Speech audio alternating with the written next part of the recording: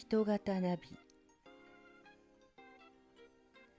今、俺の前には箱の中に横たわる美しい女性の姿がある。それは1ヶ月前に注文した人型ナビだ。ここ半年、ブームを巻き起こしているそれは、数種類の中から好きなタイプを選ぶようになっていた。男性の人型なのか、女性なのか、年齢はどのくらいなのか、顔つき、体型、背の高さ、すべてが自分の注文通りだ。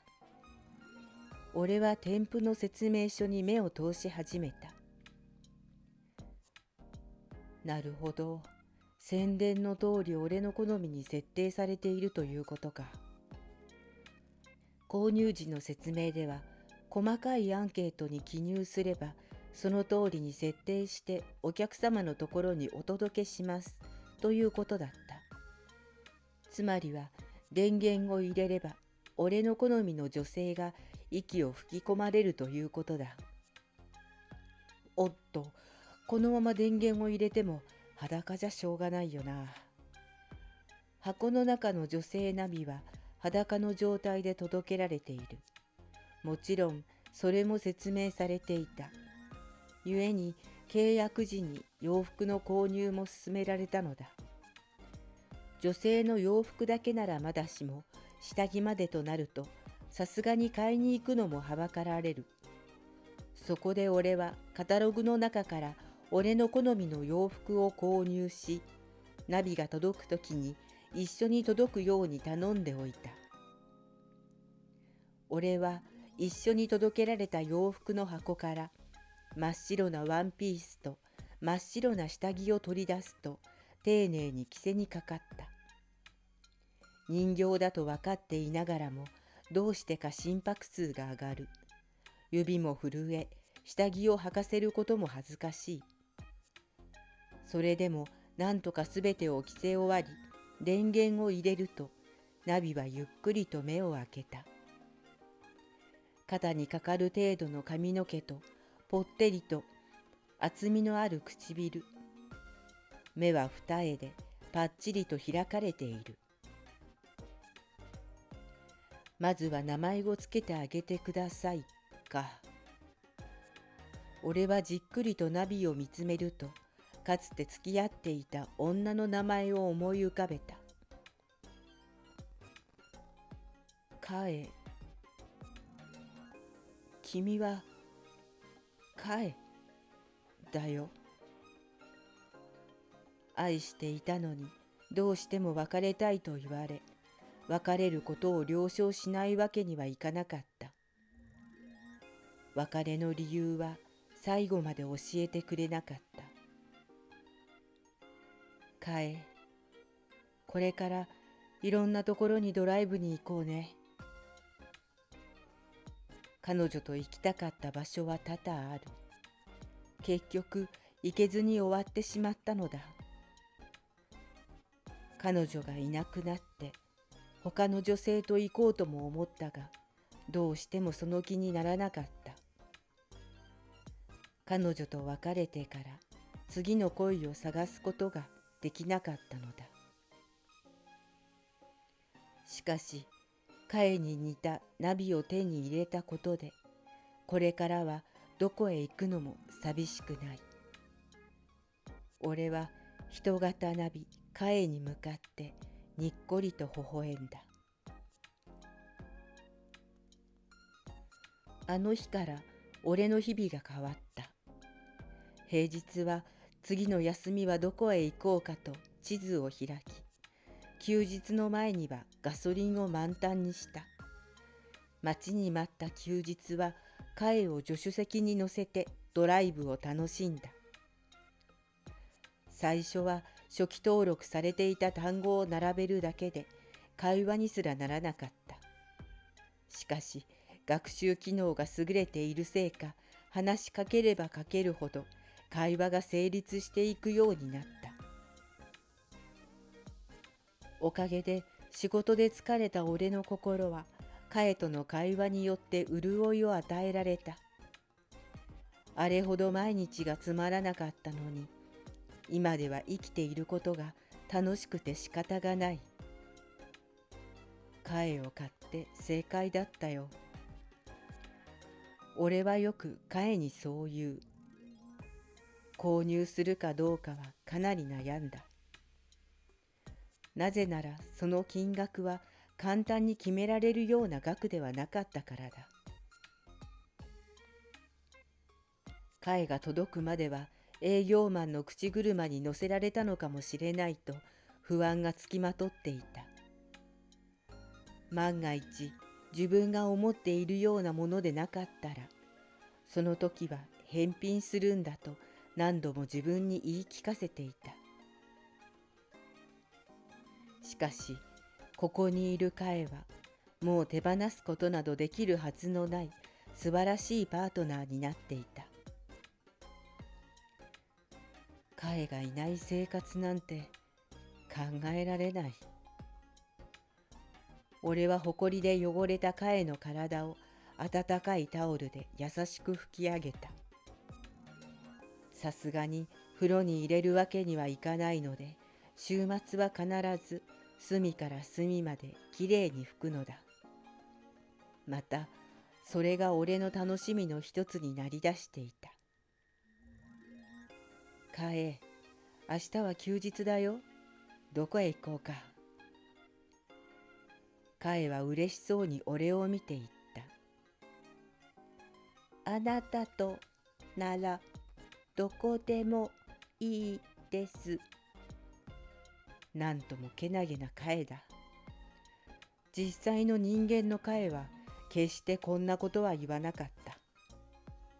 どこに行きたいかと聞くより先に自分が行きたいところを言ってきた。それも大概がショッピングだった。今ナビの貝を目の前にして思う。どうしてあんなにわがままな貝が好きだったのだろう。今では別れてよかったとさえ思うくらいだ。貝は最高にかわいいね。ありがとう。ただ欲を言うならもう少し抑揚のある喋り方をしてほしい。確かに当初に比べたら雲泥の差で流暢に話せるようになってきている。しかしやはりどこか機械的な喋り方であることは否めないのだ。当たり前か。俺は彼の手を愛しい思いで撫でながらつぶやいた。何がですか？言葉に出せばすべてに返事をしてくれる。独り言なんてありえない。今までどれほどの独り言を言ってきたのだろう。何にでも返事をされると困ることもあるもんだ。俺は笑ってそう言った。どうしてですか？やっぱり今回も返事をしてくる。これはこれで楽しいのだが。俺は地図を開いて行きたかった場所を探し始めた。真っ白なワンピースのカエは助手席に座っている。俺はカエに目的地を言った。するといつもと同じようにカエは復唱して目的地を登録してくれた。登録完了だね。よし、出発するよ。はい、10メートル先を左です。了解。アパートの駐車場から出ると、カエはいつもと同じようにナビゲーションを始めた。信号を左です。青信号になるまで止まっていてください。そうだね。赤で渡ったら危ないからな。当たり前のことを言われても、カエなら楽しい。大通りに出ると、車の流れに乗るようにアクセルを踏んだ。スピードが出すぎています。かえ、確かにスピード違反かもしれないけど、あまり遅くてもみんなの迷惑になるんだよ。いつものことなのだが、かえには臨機応変ということがわからないらしい。どんなにドライブを重ねても同じことを気にするのだ。スピードを出すのは危ないです。何度も同じことを繰り返されるとアクセルを踏む足が緩む。わかったよ。そうだね。急ぐ旅でもないしな。旅なんですか？そうだな。旅行かな。旅行するのですか？日帰りでも旅行気分だからプチ旅行だね。日帰りも旅行ですね。わからない単語があれば聞いてくる。そして学習するのだろう。しかしそのやりとりが楽しい。だからこそもっといろいろなことを教えたくていろいろな場所へ行こうと思うのだ。1キロ先を右です。1キロ先だね。車線変更をしてください。1キロもあるからもっと先でよくない？転ばぬ先の杖です。使い方がかなり違うが、2、3日前に教えた言葉だ。俺はおかしくて吹き出してしまった。なぜ笑うのですか？いや、かえがかわいいから。かわいいと笑うのですか？100メートル先を右です。そうだね。かわいいと笑うな。そうですか。かわいいと笑うのですね。そうそう。あ、は、は、は。30メートル先を右です。今のは何？笑いました。なんで笑ったの？かわいいから。次の信号を右です。何が可愛かったの？かえ、そこを右です。俺はハンドルを右へ切った。かえが可愛いのか。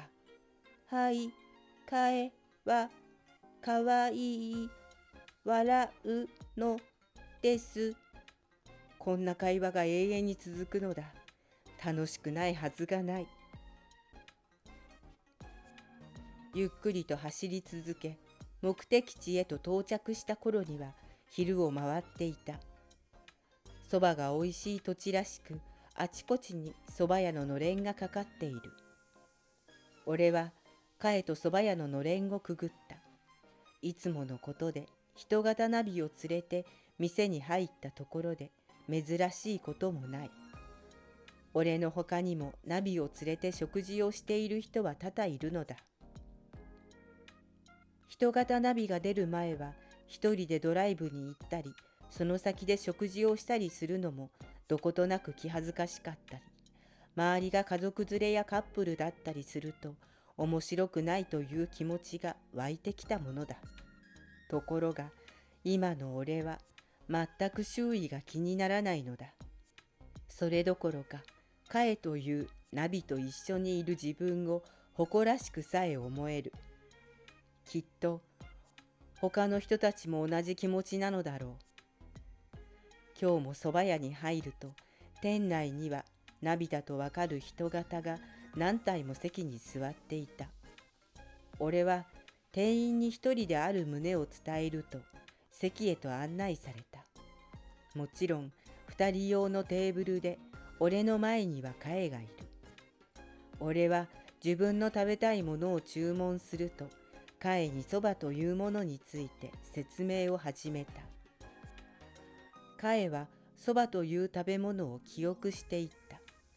他のテーブルでも同じようにナビに話しかけている人がいる。その誰もが楽しそうに笑っているのだ。そして人型ナビを持たない人たちが羨ましそうに俺たちを見ているのだった。食事を終えると、俺は近くにあるという滝を見るために歩き始めた。店の人に聞いたところ、その店から30分ほど歩いたところに滝の入り口があるという。俺はカエと散歩するつもりで歩き出した。これが人間のカエだったら、比較するつもりはないのだが、つい考えてしまう。これが人間のカエだったら。30分も歩かなくちゃならないの？冗談じゃないわ。なんでそんなことをしなくちゃならないわけ？私に疲れろっていうの？嫌よ。滝を見せたいなら滝をここに持ってきて。そう言って俺が謝るまで文句の嵐になるだろう。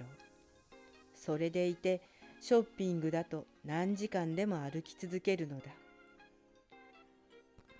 カエは文句を言わないからな。文句なんですか？いや、いいんだよ。今のままのカエがいいんだから。はい、カエはかわいい。あはは。めちゃくちゃな登録のされ方になっているが、それもまた楽しい。何もかもが楽しいのだ。人型ナビが開発されてから、観光地には週末になると人が流れてくるようになったと聞く。もちろん機械であるナビを連れてのお一人様がほとんどなのだが、それでも全く人が来なかった場所などは嬉しい限りだろう。高速道路にしても今までより使用者が増えているらしい。確かにそうだろうと思う。俺でさえ毎週のように高速道路を使って走り回っているのだから。それほど人型ナビという存在が現代の人間たちに潤いを与えているという証なのだろう。高い買い物だったけどな。俺は自重的に言った。高い買い物ですか？ああ、違う違う。いいんだよ。看板を目当てにゆっくりと歩き続ける。俺たちの他にも同じようにナビと楽しそうに笑いながら歩き続けている人がいる。今が一番幸せだな。俺はカエを連れて森林の奥へと看板を頼りに歩き出した。森林の中は涼しく、時折鳥の声が聞こえてくる。滝を堪能して車に戻るとだいぶ時間が過ぎていた。どうもカエといると時間があっという間に過ぎてしまう。俺は車に戻るとカエに言った。帰ろうと思うけど、帰り道はドライブがてら遠回りしよう。ルートを検索してくれるかい？ドライブをしている時のカエは家にいる時のカエよりもさらに楽しいのだ。家にいれば刺激が限られてしまう。ところがドライブしているだけでもいろいろな刺激があり、新たな発見へとつながるのだ。俺は少しでも長くカエとドライブを楽しみたかった。はい。数十秒と待たずにルート検索が終わり、カエは俺に顔を向けた。遠回りコースの検索ができました。よし、じゃあそのルートで帰ったら何時に帰り着く？午後9時到着予定です。ゆっくり走って夜9時ならば問題はないだろう。例えば渋滞に引っかかったとしても明日も休みなのだからこれまた問題はない。俺は彼にそのルートで帰ることを伝えた。はい、登録いたします。しばらくすると彼の顔が俺の方へ向き、ナビゲーションをスタートした。駐車場を出たら右に曲がります。了解、出発。俺は勢いよくセルを回した。快調に滑り出す車。他の車も人型ナビと話しながらスタートしている。俺は他の車に視線を投げながら駐車場を後にした。車は彼の言う通りに進み、街中からそれていった。この道はどんなところを通る道なの？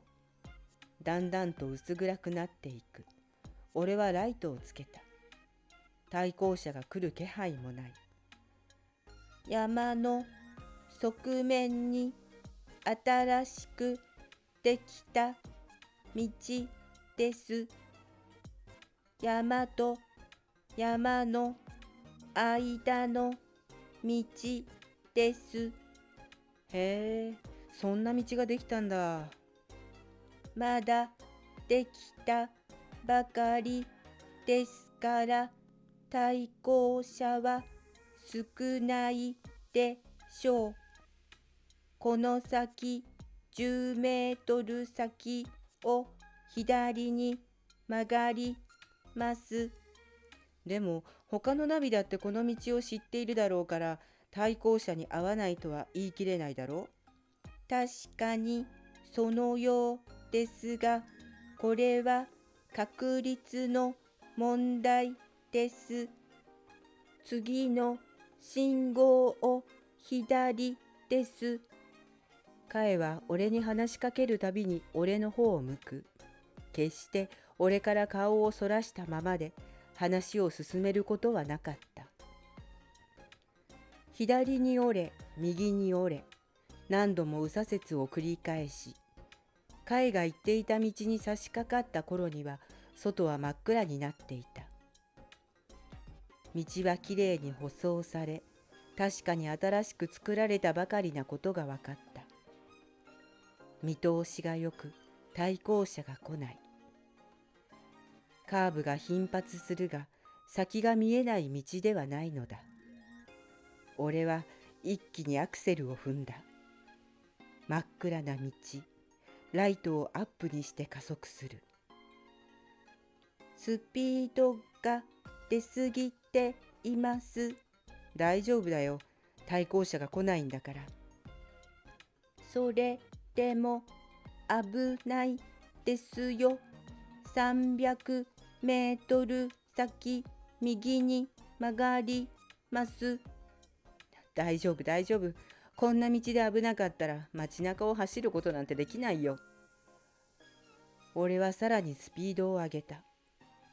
隣に乗っているのが人間の彼だったらヒステリーを起こしているかもしれないと思いながら、200メートル先右です。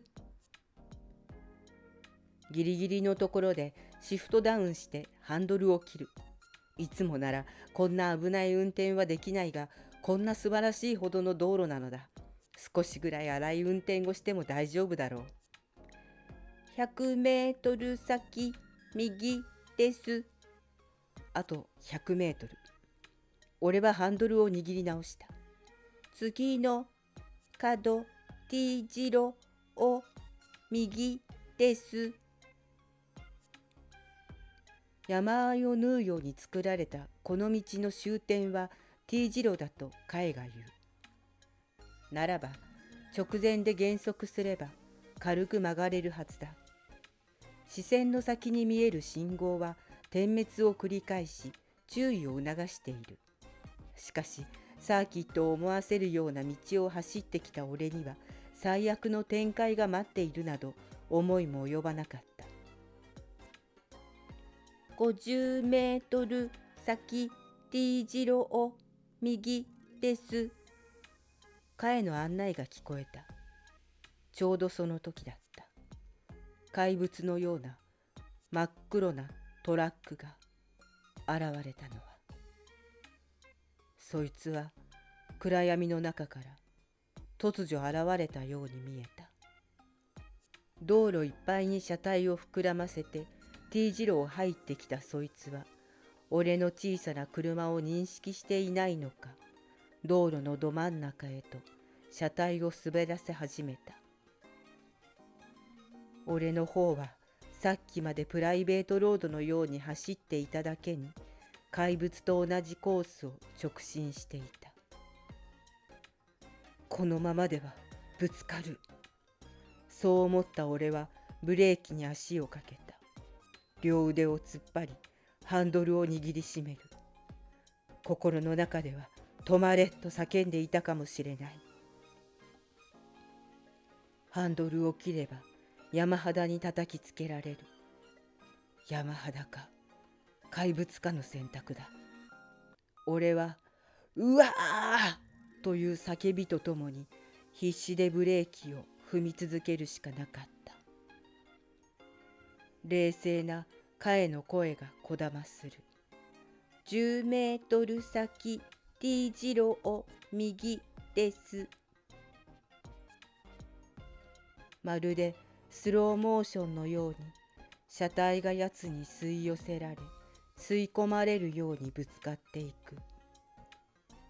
ぶつかった衝撃は想像を絶するものだった。体が大きく揺さぶられ、自分ではコントロールすることができない。エアバッグが衝突の衝撃で膨らみ、俺のショックを和らげるが、車の前面は見事に潰れたようだ。怪物は俺に気がついたはずだ。あれだけの衝撃がわからないはずはない。しかし、奴は俺を押しのけるように進み、止まることはなかった。トラックはアクセルを踏んで俺を押しのけようとしているらしい。しかもさらに加速している。このまま進もうとしているのだ。俺の足はもうアクセルを踏むことができないというのに。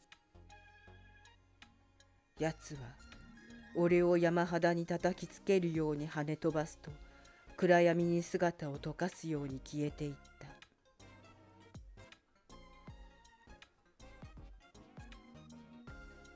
やつのエンジン音が遠く聞こえなくなると、静寂がやってきた。俺は彼の方へ視線を投げた。あのショックで彼もまた大きく体を揺らしたのだろう。長い髪が乱れ、エアバッグに体を預けているように見える。彼に注意されたあの時、減速すればこんなことにはならなかったのかもしれない。それもこんな状況に陥って初めてわかるのだから愚かなものだ。どうしたのですか？10メートル先 T 字路を右です。俺は体を起こそうと試みた。しかし体に力が入らなかった。足を動かそうとしてもびくともしないのだ。それどころか激痛が走る。大丈夫ですか？10メートル先 T 字路を右です。このままでは誰も助けには来てくれないだろう。作られたばかりの道で通行する車はめったに来ないのだ。痛みで気を失いそうになりながら俺は考えていた。このままでは死んでしまうかもしれない。足元を伝う液体が生温かく、それが血液であることは容易にわかる。進まないのですか。10メートル先 T 字路を右です。俺は誰かに連絡をつけようと携帯を探した。しかしぶつかった衝撃で脇に置いてあった携帯がどこかに飛んでいってしまったらしい。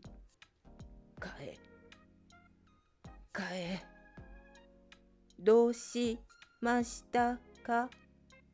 10メートル先 T 字路を右です。カエは俺を見ているはずだ。それなのに全く何もわからないかのように同じルート案内を続けている。そうだ。カエの設定をした時に何があろうと案内を継続するようにしたんだった。カエ、携帯を探して。携帯なんですか。10メートル先 T 字路を右です。いつも俺が使っているだろう。電話だよ。電話なんですか。10メートル先 T 字路を右です。俺はひどい痛みでそれ以上説明することができなかった。後悔がよぎる。いろいろなところへ出かけて行っても、ナビの会にとってそれは思い出でも何でもないんだ。すべては俺の独りよがり。こんなことならもっと大事なことを教えておくんだった。例えば携帯、電話のかけ方。まさかこんな事故に遭うとは思ってもいなかったのだ。教えなかったのは仕方のないことだったんだ。いや、これが人間の会だったら助けを呼ぶことができたかもしれない。俺は大きな間違いを犯したのか。意識がだんだん薄れていく中、彼のルート案内だけが続いていた。俺の方へ顔を向けたまま。10メートル先 T 字路を右です。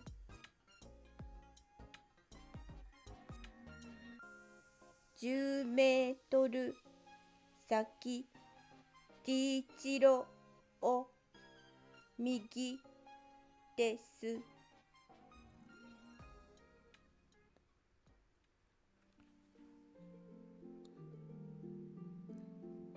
いかがでしたでしょうか。人型ナビの会は主人が助からない限り永遠に潰れた車の中でナビゲーションを続けていくわけです。なんとも切なくて悲しい物語となりましたが、皆さんはどのように感じられたでしょうか。最後までご覧いただきありがとうございました。面白かったと思われたらチャンネル登録とグッドボタンをお願いします。それではまた次のお話でお会いしましょう。